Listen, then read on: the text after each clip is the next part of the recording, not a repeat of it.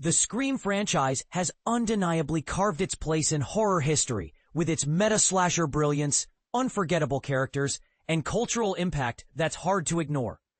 But ranking these films, that's where things get controversial.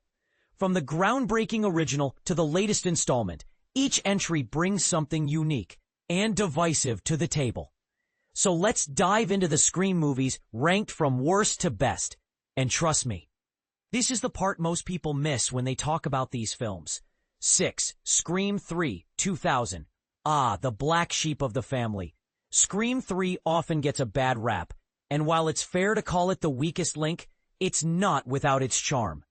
The Hollywood backdrop, imposed by the studio post-Columbine, oddly fits the series' movie-within-a-movie vibe.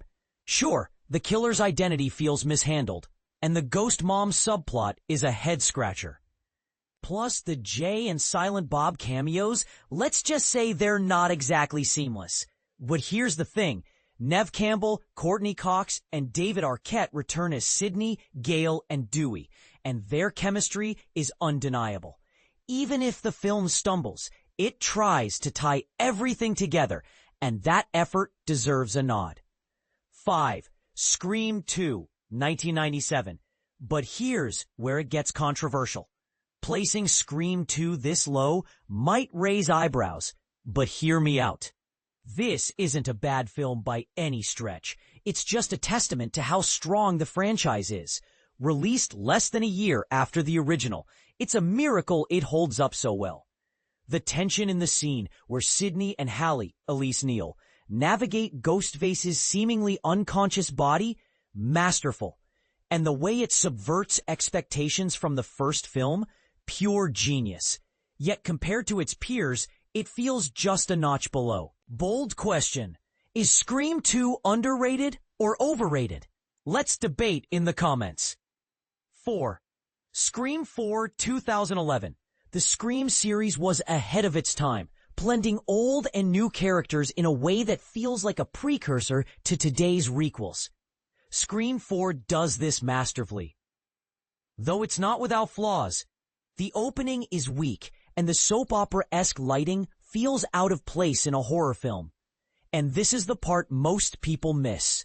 The hospital scene ending feels too triumphant. The franchise could use a darker, more bittersweet conclusion. Still, it's a solid entry that keeps you guessing. 3. Scream VI 2023. The latest installment packs a punch, especially in its first half. Ghostface is vicious here, delivering some of the franchise's most brutal kills. The introduction of new ideas keeps things fresh, even if the plot gets a bit convoluted. Montreal standing in for NYC? Not the strongest choice. But the twists are satisfying, and the characters, especially the return of Kirby, Hayden Panettiere, are incredibly likable. Controversial take. Is Scream V the best sequel? Share your thoughts below. Scream 2022, the first Scream without Wes Craven, could have been a disaster. But directors Matt Bettinelli-Olpin and Tyler Gillett deliver a worthy successor. The opening scene is stellar, with some of the most brutal stabbings in the series. While Sam, Melissa Barrera, feels like a weak lead, the supporting cast, the Meeks twins, Jasmine Savoy Brown and Mason Gooding, Richie, Jack Quaid, and Tara, Jenna Ortega, more than make up for it.